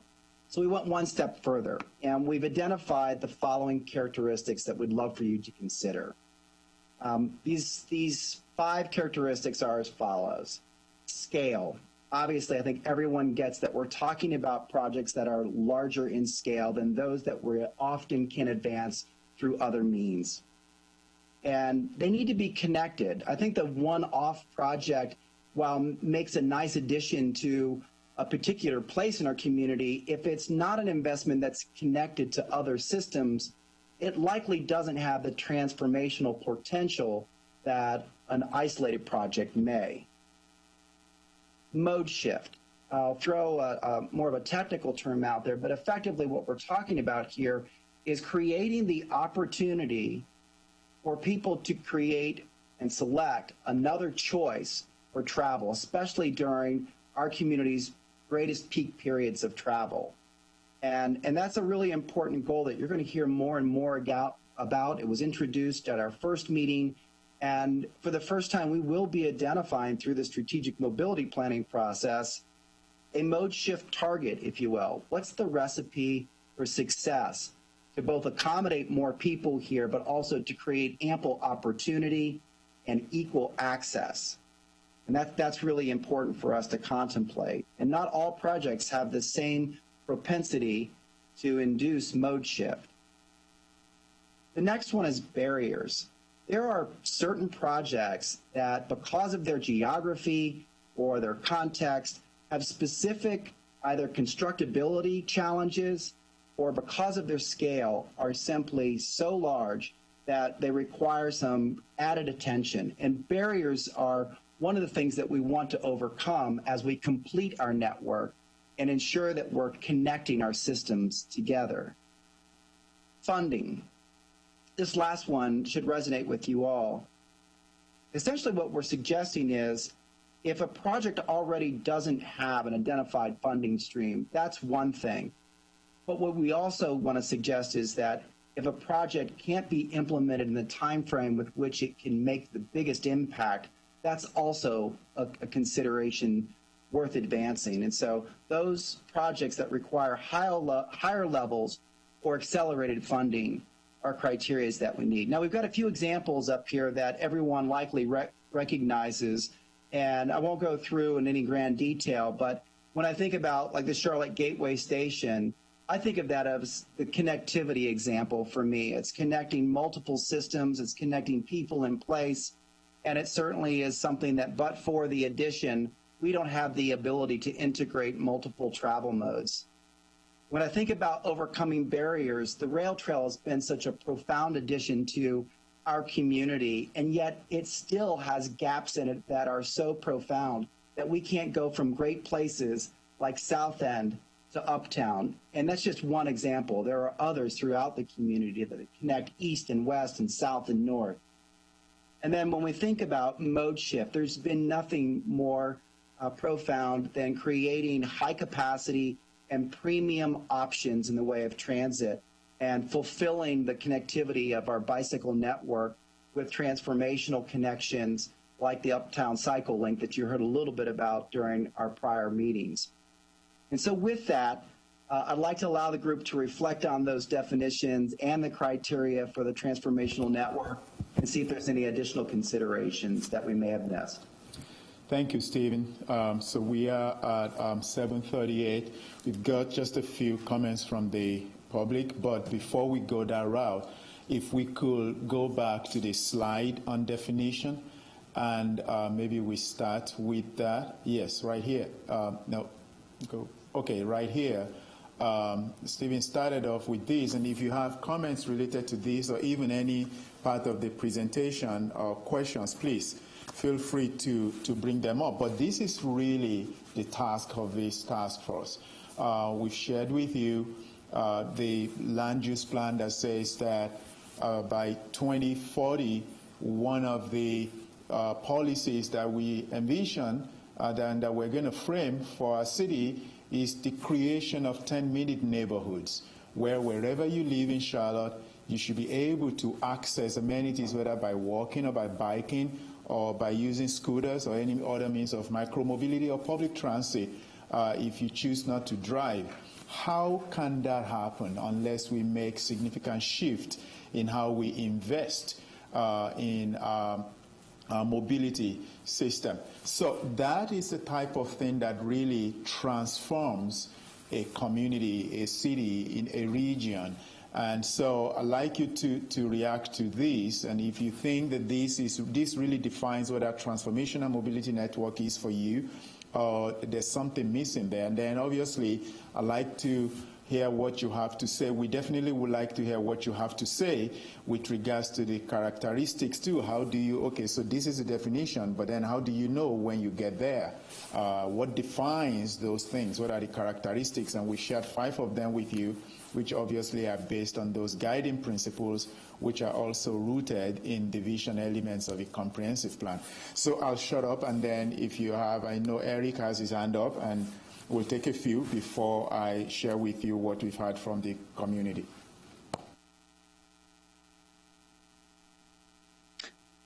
Thank you, Taiwo. I just had a question, and it does touch on the 5. I think it's with the mode share. It's measurability and knowing how we are achieving that system that addresses the critical mobility needs of Charlotte and making sure we get that right, because we want to make sure that we're including the right places. Everybody gets involved with the biggest, without leaving any groups out, especially big holes in the population. I think just how we go about measuring that, making sure that measurements and accountability for achieving that goal is incorporated.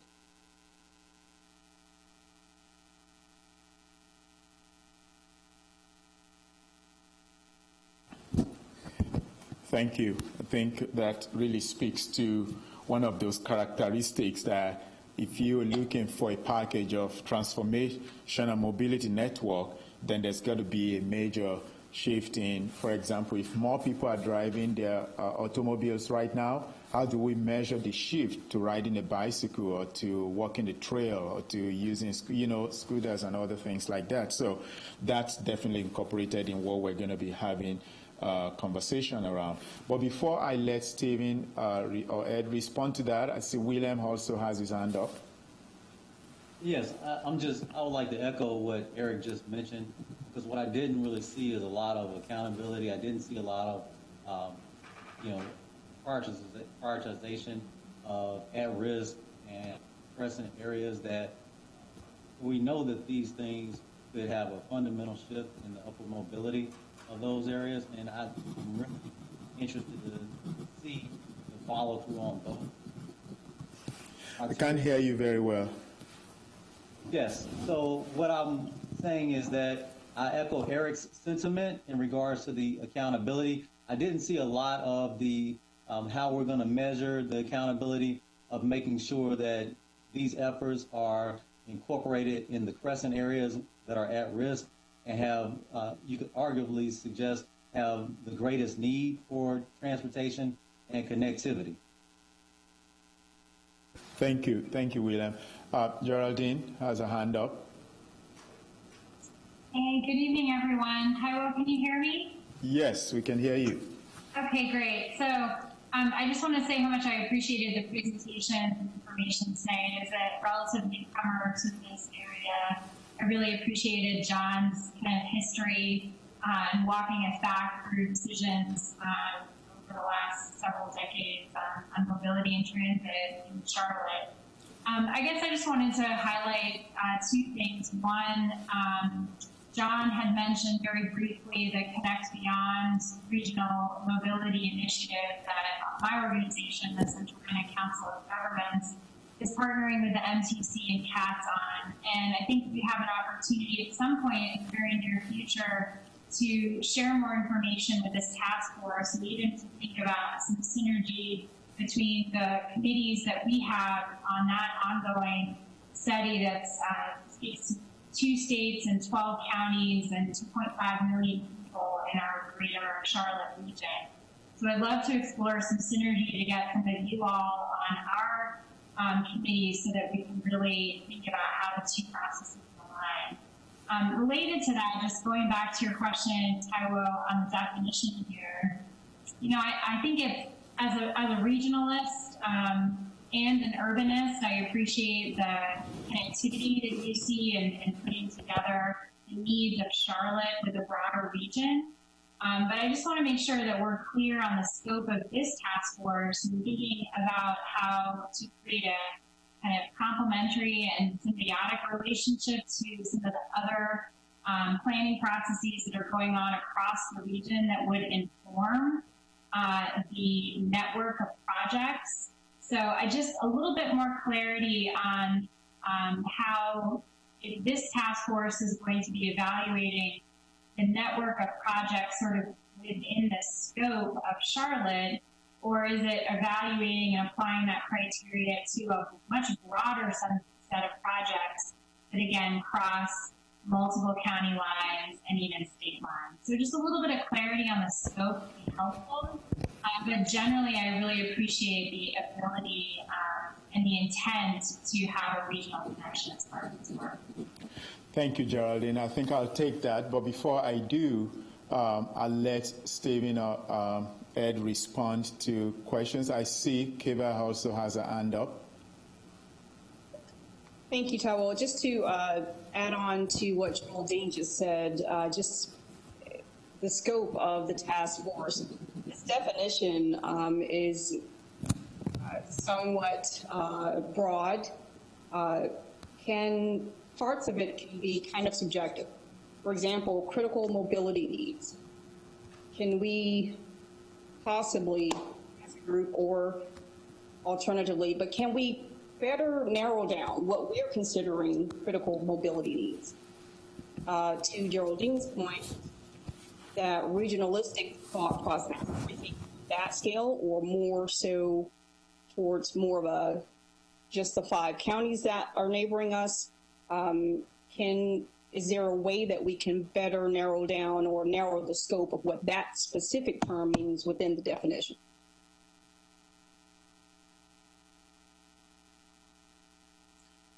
Ty, I'm going to take a stab at answering some of these questions. Okay, please go on.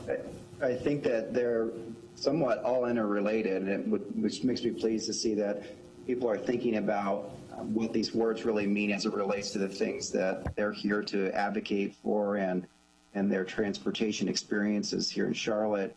I'm going to start with mode shift and see if I can offer at least some explanation about what we're focused on right now and see if it resonates with the group. Obviously, the intent here isn't to go through an exhaustive diagnostic or modeling kind of practice, not because that it's a time constraint, but really because most of these projects, all of them, if you will, come out of an exhaustive planning process themselves that was supported by a very technical approach that led to their identification. But I do think that it's fair to ask the question from the position of the task force, which of the projects in our plans have a higher propensity for mode shift than others? Not all projects are created equal, I guess, to be very clear. And one of the things that we could do is to mine through the composite set of plans to identify those projects that we believe, based on empirical evidence or experience or some analogs that create some high degrees of confidence, that we believe have a greater degree of mode shift probability. If there's interest in that, we certainly would be glad to support on a technical aspect bringing forward that information. I'm going to make another stab at kind of addressing some of the more geographic as well as cohort questions about who we serve and where, and filling in critical gaps. And there was reference to the crescent areas.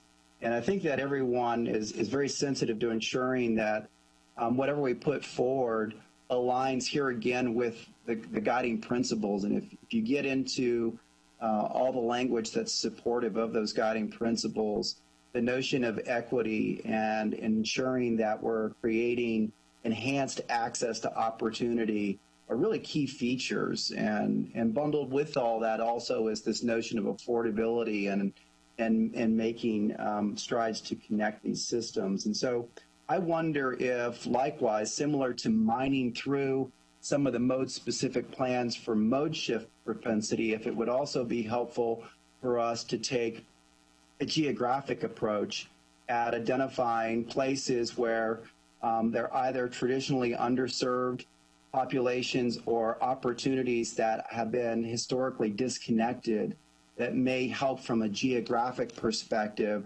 folks to see the Venn diagram, if you will, of where projects are located in relationship to the direct access opportunities. That's something that certainly can be done within the purview of this process.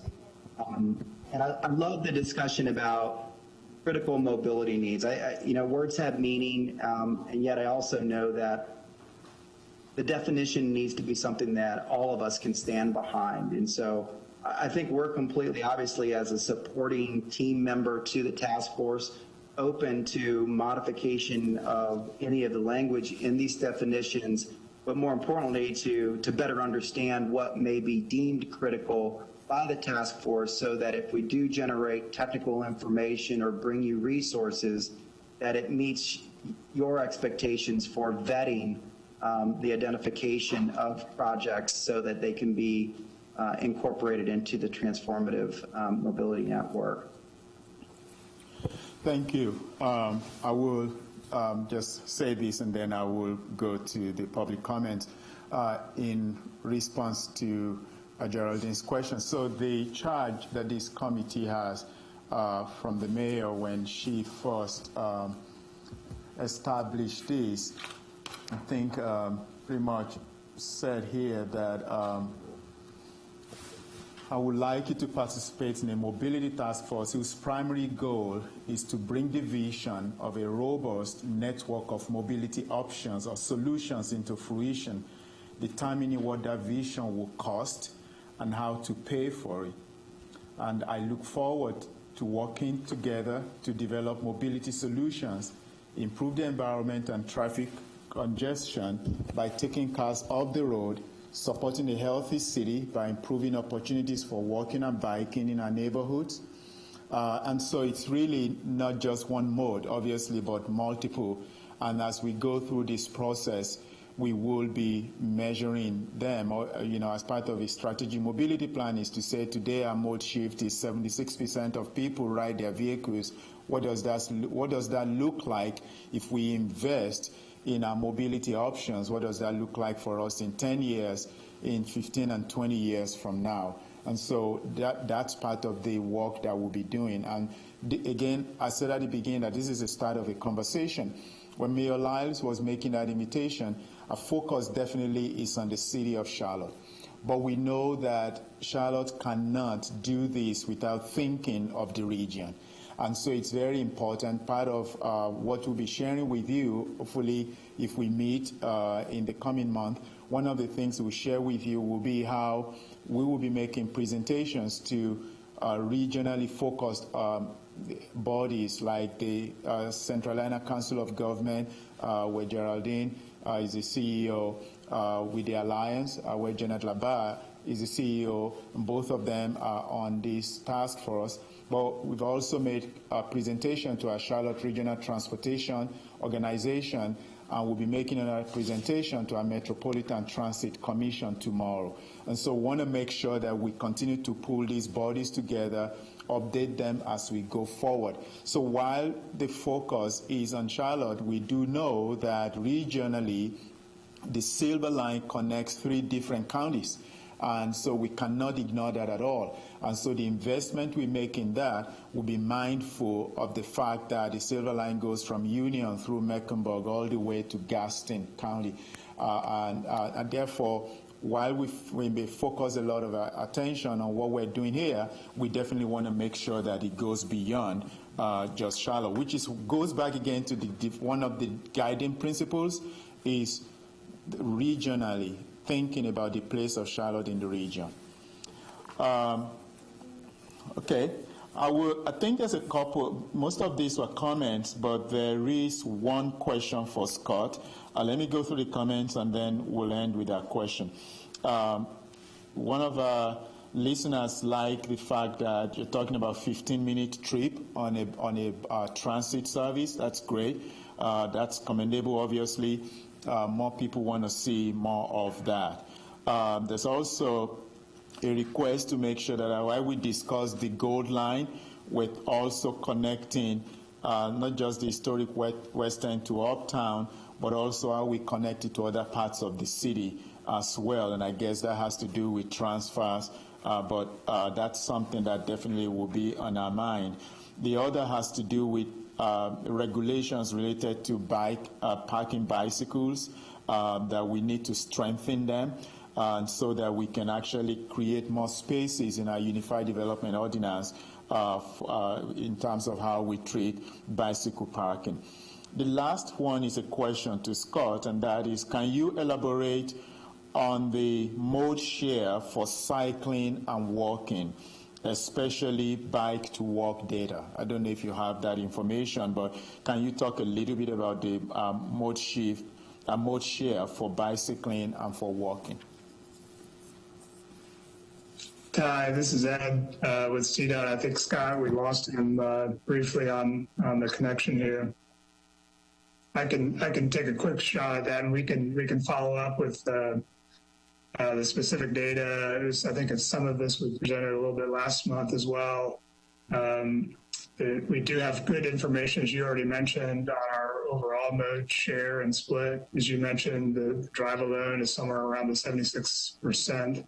And our walk and bike is in the 3 to 4% currently. And so, again, as we grow, and one of the big things we've been talking about tonight is the opportunity for us to to really invest in that infrastructure in a way that we can move that mode shift and bring it to a level that actually adds capacity to our system. As Scott described, there's lots of great examples where we're rethinking our current infrastructure in a way that actually is building new capacity with an existing infrastructure we already have, just repurposing that right away in a way that reprioritizes different modes. So we're glad, and as Stephen already mentioned, we'll be, as we start to get into the details of projects with the task force moving forward, we'll have lots of good data and some good metrics to talk about where we are, where we want to go, and some accountability around the measures that we have available to us to make sure that the projects that we're investing in will have some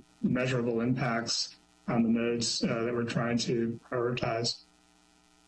Yeah, and this is Stephen. I think the last thought on all this is some of you may be sitting there believing that, gosh, this is the one chance to advocate for a specific project, and if it doesn't get in here, then what happens to it? And I want to be very clear, too, that one of the great things, if we could go back to my second slide, is not just that we have this transformational mobility network that we'll be creating by December. In the second half of our planning process, where we're really focused on the creation of an integrated strategic mobility plan, we're going to be modernizing the prioritization process here in Charlotte. And so this gives us the opportunity to look at those projects that maybe fit more so in the incremental or smaller scale category and not lose sight of their importance and find ways to elevate their priority through traditional funding mechanisms. And so I just wanted to bring about that understanding as well, that this isn't simply about the transformational network. This isn't our one chance. We actually believe that the ingredients for being transformational include modernizing how we prioritize the selection of capital projects across the board. Thank you. So I'll try to wrap up now. If you can put the last slide up, and that is, what does it look like for us going forward?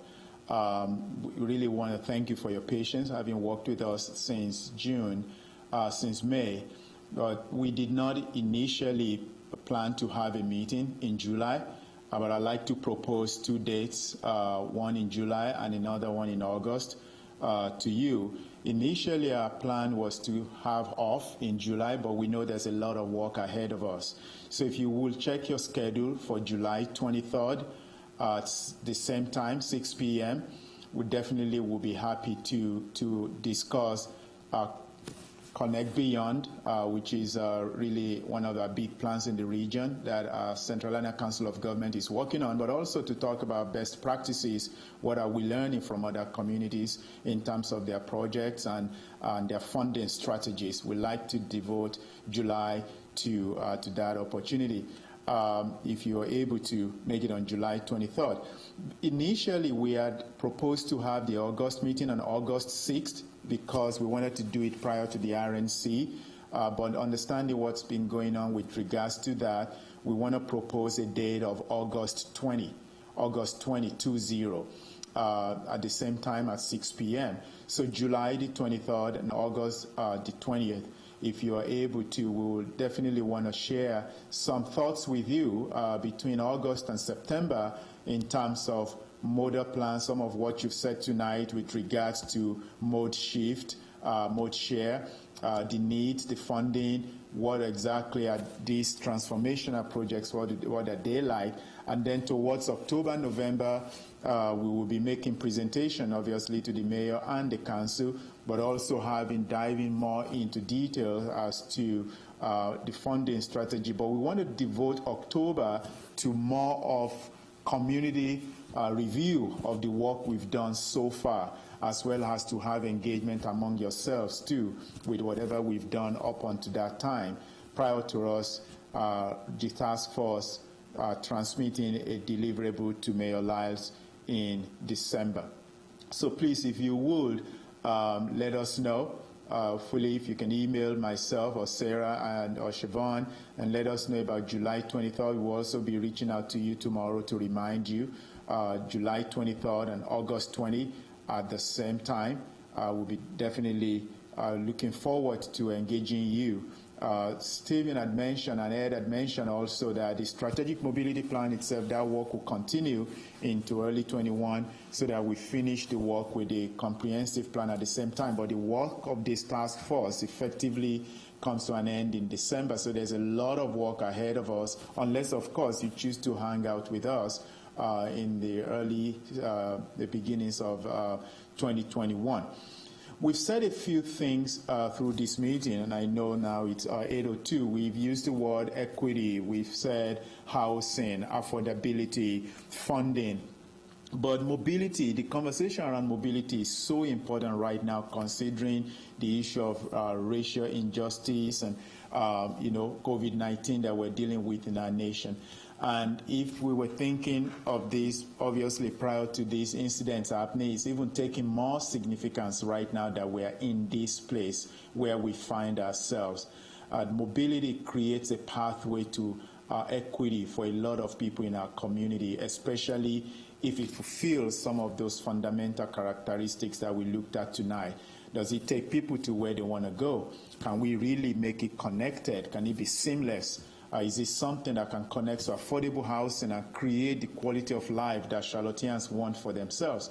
But can it also connect with our regions as well? Because there are people who work at the airport who live in Cabarrus County. How do we make sure that there is a seamless connection, not just within the city, but also with our neighbors? And so it's very, very important that we dive into details. And so we will be going into these conversations with you again in July. So the conversation started today with the old transformational network, but we'll come back again talking to you about what we've learned from other places, how are they funding their projects, and how can we take Charlotte to the next level. So thank you once again for joining us tonight. We really appreciate that. I see some of you have responded to those dates, and we will confirm with the rest. If you're able to respond, that's great. But thank you so much for joining with us tonight. If you have any questions regarding this, please do not hesitate to send them to us. The presentations, again, will be loaded on the website. If you want to take another look, we'll appreciate that. Thank you so much, and have a wonderful evening.